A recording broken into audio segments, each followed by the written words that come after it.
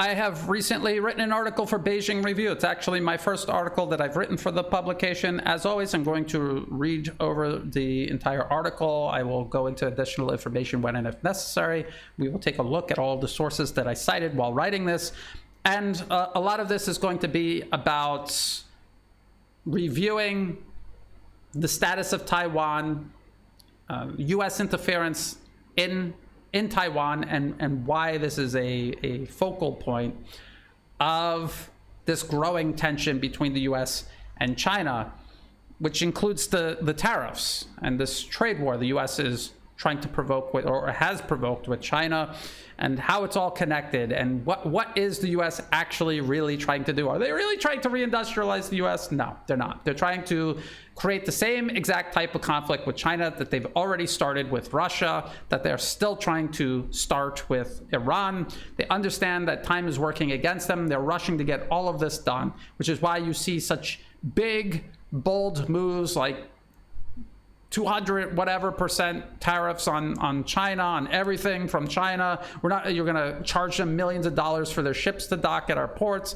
It's all out first economic war, and they have for years been planning actual war with China to try to stop its rise, reassert American dominance over the planet. So all of these people who voted for Donald J. Trump to fight the deep state, end American empire abroad, and focus on America back at home within America's actual borders, you're in for a big disappointment, because this is where all of this is headed. It is a last-ditch effort to salvage American empire, not end it. So let me begin. While much attention is focused on the economic fallout of worldwide tariffs imposed by the U.S. against allies and designated adversaries alike, it is only one part of a much wider strategy aimed at what U.S. policymakers themselves claim is a bid to maintain the U.S. as the world's dominant superpower. It's not about making America great. It's about maintaining American empire, maintaining American dominance worldwide. These very words, this is a quote, these very words were written by now White House advisor Peter Navarro, who in 2023 wrote Chapter 26, Trade, for the Heritage Foundation's Project 2025 policy paper, now being put into policy under the Trump administration. I've talked about Project 2025 many times. Here, you see all of the chapters. Absolutely everything the Trump administration is doing was written back in 2023 under Project 2025, which was put out by the Heritage Foundation, which is funded by and directed by deep state corporate financier interests. The largest, most corrupt corporate monopolies on planet Earth fund think tanks like the Heritage Foundation. They put out policy papers like this, and then it's implemented as policy by the US government. And look at this. Trade, the K is for fair trade. Who wrote it? Peter Navarro. Does that name sound familiar to you? It should, because, and I've had a lot of people tell me, Brian, Project 2025 has nothing to do with the Trump administration. Not only is the Trump administration implementing almost line for line the policies laid out in Project 2025, he has taken people like Peter Navarro and moved them into his administration to oversee the implementation of the policies they wrote about in Project 2025. So I want people to be very clear about this. Stop making excuses and look at what is really happening. That is not a coincidence. As was laid out in Project 2025, the Western media now admits these tariffs are less about reindustrializing the US and instead seek to isolate China as a means of reasserting American dominance worldwide. And I warned people about this. Had nothing to do with reindustrializing the US. If you wanted to reindustrialize the US, you need to reform education, you need to nationalize not just industry, but also infrastructure, and you need to invest huge amounts of public money into all of the above. And what has the US done instead? The exact opposite. Okay, and the tariffs, you would not need to have such extreme tariffs like this, because all extreme tariffs like this will do is disrupt the entire global economy, including your own economy. These tariffs began under the first Trump administration. They continued uninterrupted under the Biden administration, and they have precipitated an immense cost of living crisis in the US that continues to escalate. That is not how you fix your economy back at home. That's something that you do trying to outcompete China to maintain world domination. That is not how you make America great again inside America for the actual people living there.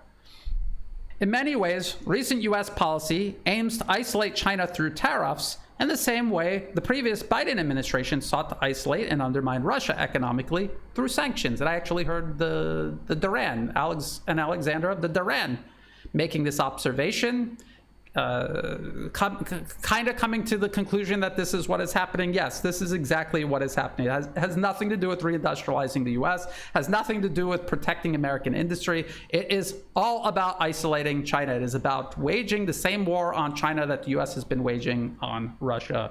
Another key component of this strategy is China's own island province of Taiwan. So the US used Ukraine to trigger this highly destructive proxy war against Russia. They're going to actually use the island province of Taiwan that the US has de facto politically captured, but is still under international law recognized as Chinese territory. They're going to transform Taiwan into a Ukraine-style proxy to threaten war or wage war against the rest of China. And they continue building it up in the exact same way they built up Ukraine.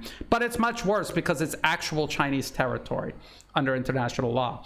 Despite decades of insisting it upholds a one China policy, recognizing only one China, that Taiwan is part of China, and that the People's Republic of China is the sole legitimate government of China, the US has not only violated this policy, it has done so with increasing frequency and severity in recent years, all as a means of transforming the island into a Ukraine-style proxy to use against the rest of China. Many people don't seem to understand this because the Western media lies in such a concerted manner regarding Taiwan, and they really exploit the public's ignorance over Taiwan's status to achieve this very misleading understanding of the status of Taiwan. Many Americans believe that Taiwan is an actual country and that China is bullying it.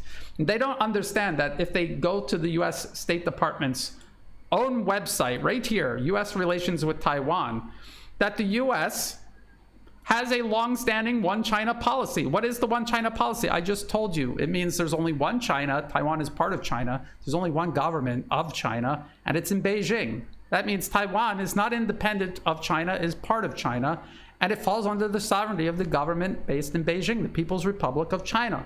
And yet the US, in every conceivable way, with the help of a complicit Western media, regardless of whether it's liberal or conservative leaning, they are violating their own one China policy.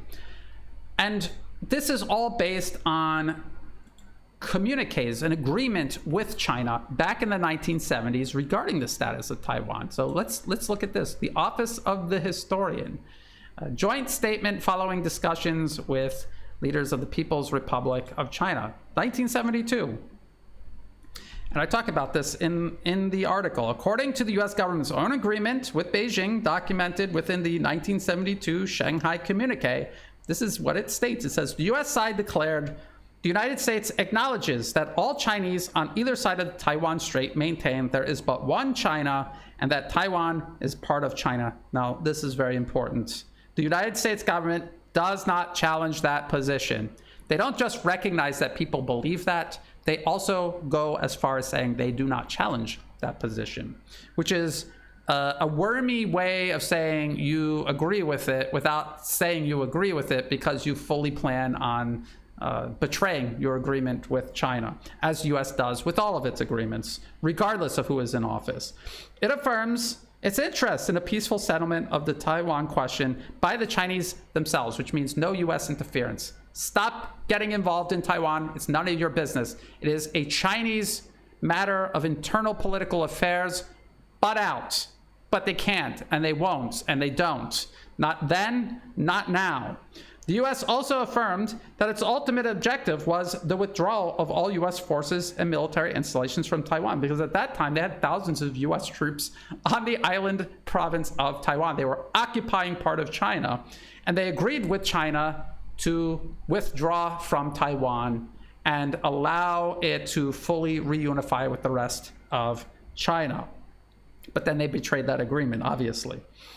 Initially, the U.S. did indeed withdraw U.S. forces from the island province, but subsequent unilateral U.S. laws, including the Taiwan Relations Act and the Six Assurances, negated U.S. commitments both to Beijing and its obligation under international law to instead maintain unofficial ties to the administration in Taipei, as well as continue military support through arms sales, and in recent years, the redeployment of U.S. troops to Taiwan itself, both under the first Trump administration and the subsequent Biden administration, and that presence of U.S. troops on Taiwan continues under this current Trump administration. The U.S. has also continued to expand arms shipments to the island province of Taiwan, including a $2 billion arms deal reported on by CNN in late 2024. So here are the articles regarding U.S. troops on Taiwan. This is mainstream Western media reporting this. Secret group of U.S. military trainers has been in Taiwan for at least a year. This was 2021. And then this from Newsweek, Taiwan confirms U.S. troops on frontline islands near China. So they're expanding their military footprint inside Chinese territory. Taiwan is Chinese territory. Under international law, if you were to go to the UN and ask the UN, what is the status of Taiwan? They will say it is part of China. And so the United States is illegally occupying part of Chinese territory.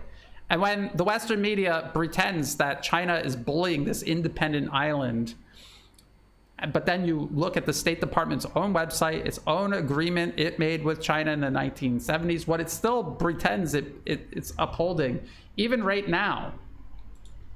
This is Secretary of State Marco Rubio's U.S. relations with Taiwan webpage. He took out a very important sentence, but he still acknowledges the U.S. has a one China policy. That sentence is right here.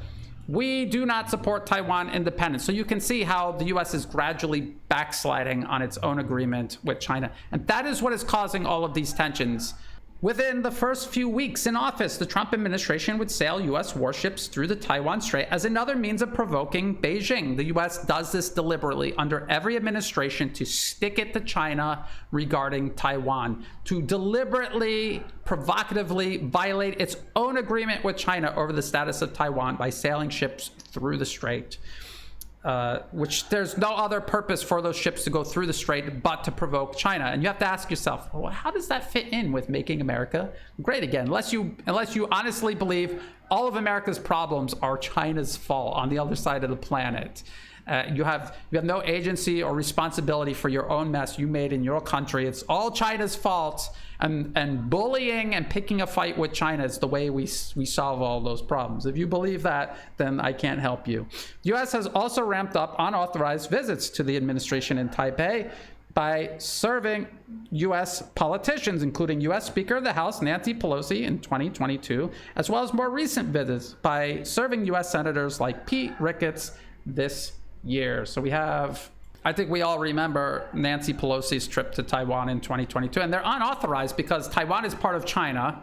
They did not ask the government in Beijing whether they could travel to China or not. They just went to Taiwan because they have de facto begun carving it off from China. And then that was 2022. This is 2025, and this is the president.gov.tw, the pretend president of the island province of Taiwan. President Lai meets U.S. delegation led by Senator Pete Ricketts. And so this is what the U.S. government has been doing all along. Highly provocative. If China was doing this to the U.S., it would have been war already.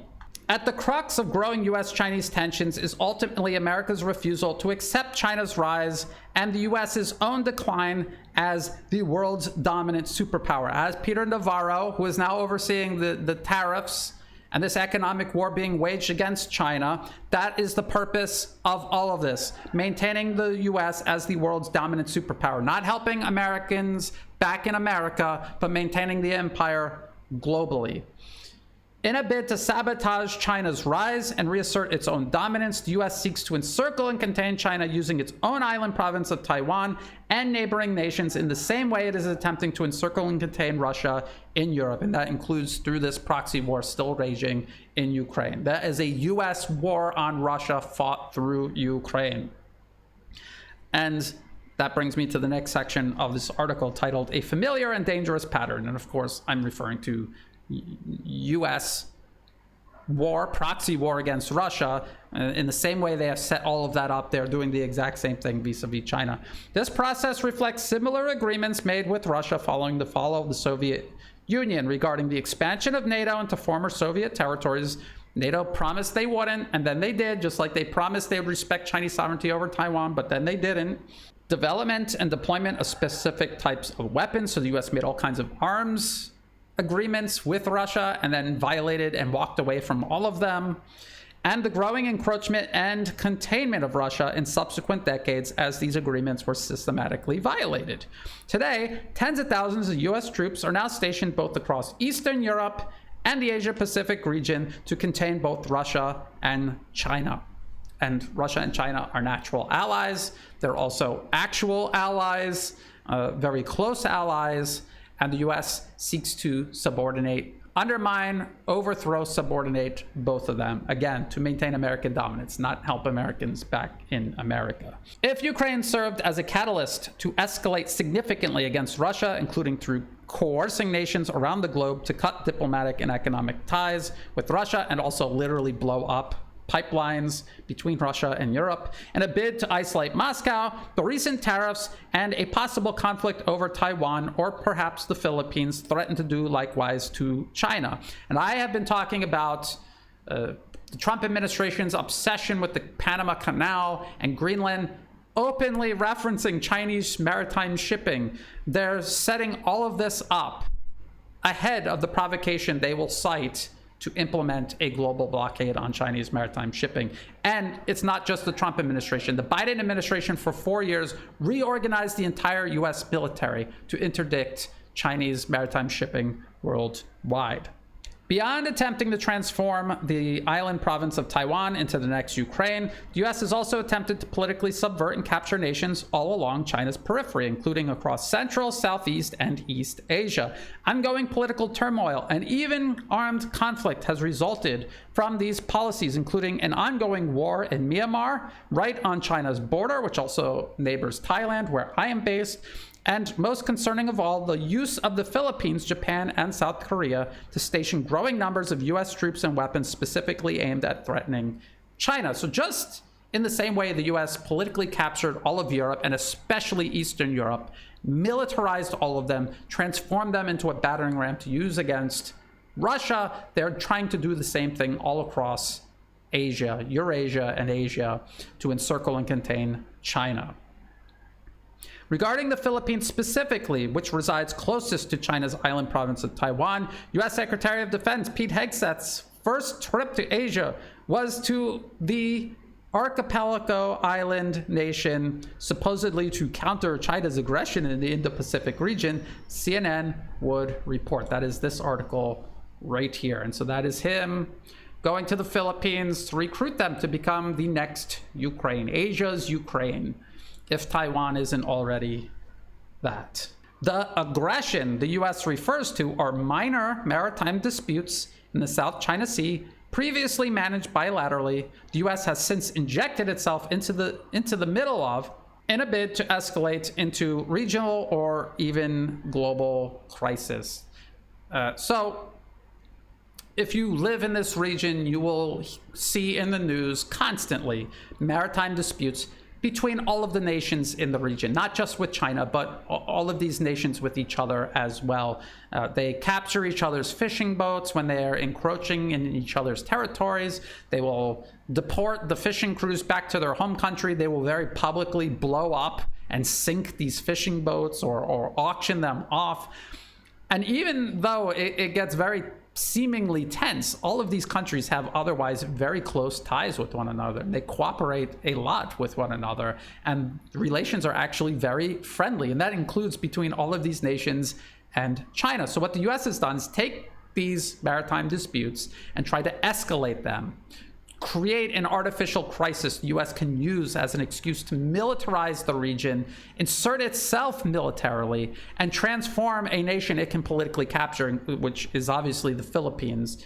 That government has been completely politically captured by the US and forced to, just like Ukraine, confront China at its own expense and for Washington's benefit. That is what is going on here.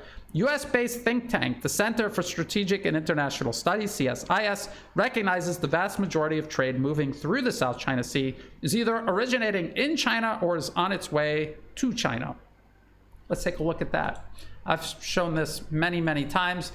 CSIS is actually funded by the US government and also all of the arms manufacturers that drive US foreign policy. But this is what they admit. This big red dot, this is global trade through the South China Sea. You can see the biggest nations are the nations in this region. Almost all of these nations count China as their largest trade partner, both for exports and imports.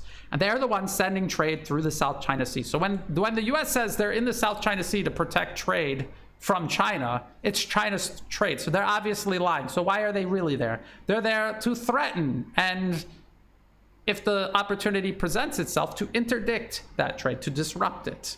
If you take a look at the Philippines as an exporter, their largest export partner is China. You have to count China and Hong Kong as one. It's over 17%, US 8%. So the Philippines subordinating itself to the US makes no sense in terms of the Philippines' own best interests. Working together with China makes the most sense, but because they've been politically captured, a client regime operates in Manila and guides Philippine policy in a way that benefits Washington at the cost of the Philippines and their best interests. This is the exact same situation the US created for Ukraine when they politically captured Ukraine in 2014. Thus, the US is not building a military partnership with the Philippines to protect it from its largest and most important trade partner, which is China, but instead to transform it into a Ukraine-style proxy to use against China.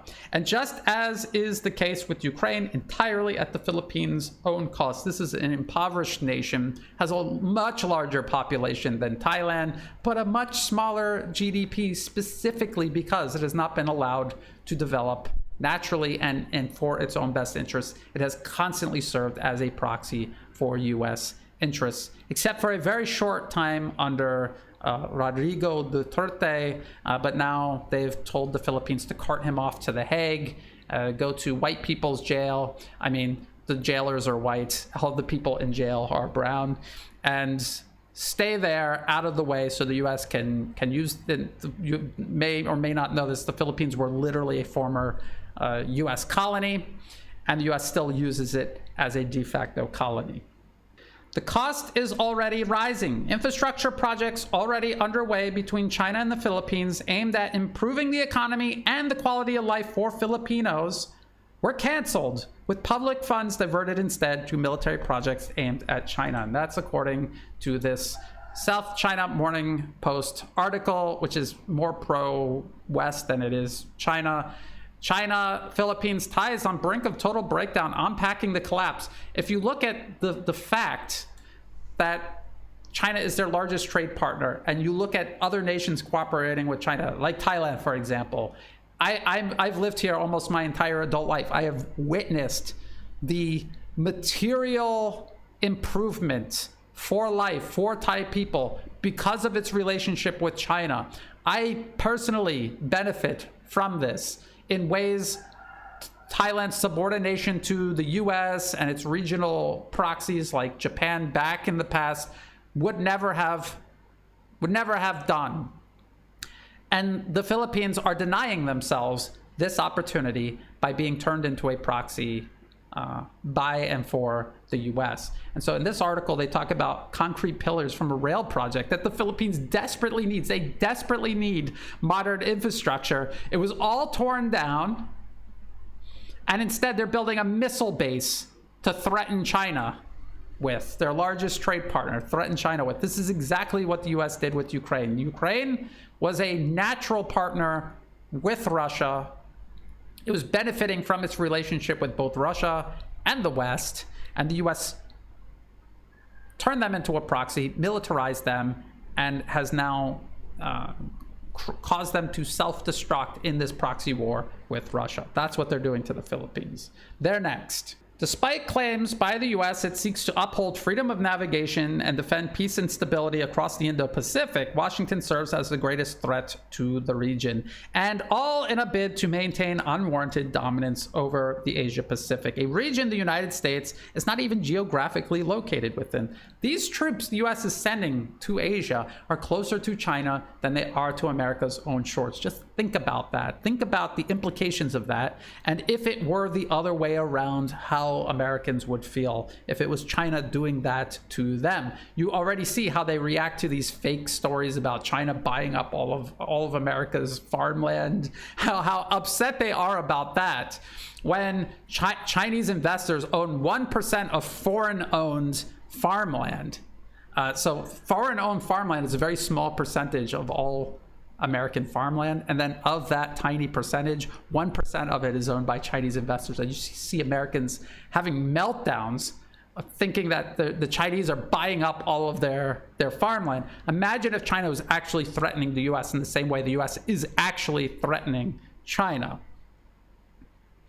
Because Washington will not change course, considering the decades of uninterrupted bipartisan policy that has led to this juncture, it is up to China and its partners to insist on regional and cross-strait peace and cooperation, while creating defenses against not only US military force and that of its proxies, but also against the more indirect political and economic interference and coercion. Soft power, if you will, that has played such a central role in facilitating Washington's policies across Asia and around the world for decades. And I think China is more or less doing this. But I think the one weak point the multipolar world is failing at and needs to improve at is understanding, exposing, and countering US so-called soft power, its ability to politically interfere and capture nations and cause them to commit to policy that completely contradicts their own best interests. I see many people saying,